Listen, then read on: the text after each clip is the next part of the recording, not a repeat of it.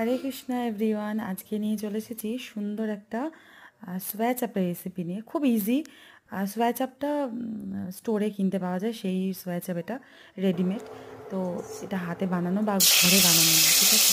প্রথমে সর্ষের তেল গরম করে সোয়া চাপগুলো পিস পিস করে ছোটো ছোটো করে আমান্য করে ভেজে নিয়েছিলাম। দেন তারপরে একটু ওই সর্ষের তেলের মধ্যেই, মানে যে তেলটা ছিল আর কি ভাজাতে, সেই তেলের মধ্যে দারচিনি, জিরে, শুকনো লঙ্কা ফোড়ন দিয়ে তারপর টমেটো আর হচ্ছে কাজু বাদাম আর একটু মগজদানা পেস্ট করে দিয়ে দিলাম।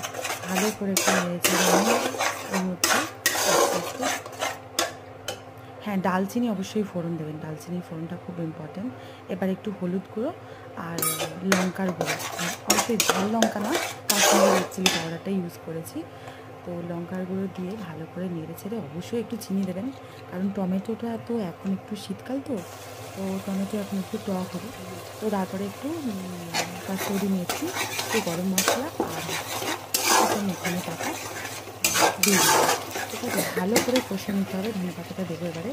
তো ভালো করে একটু নাড়াচাড়া করে ভালো করে কষে নিয়ে তারপরে একটু ঘি অবশ্যই দিয়ে দেবেন। এখন আমি একটু ভাজার মানে মশলা কষার সময়তেই ঘি, গরম মশলা, ধনে পাতা এগুলো সব দিয়ে দিতে পারেন।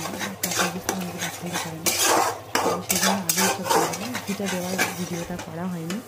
তো তারপরে সোয়া চাপগুলো যেগুলো ভাজা ছিল সেগুলো দিয়ে ভালো করে নেড়ে ছেড়ে এবারে ভালো করে একটু নেড়ে নিতে হবে। যেন একটু ফুটন্ত গরম জল, অবশ্যই একটু গরম জল দেবেন।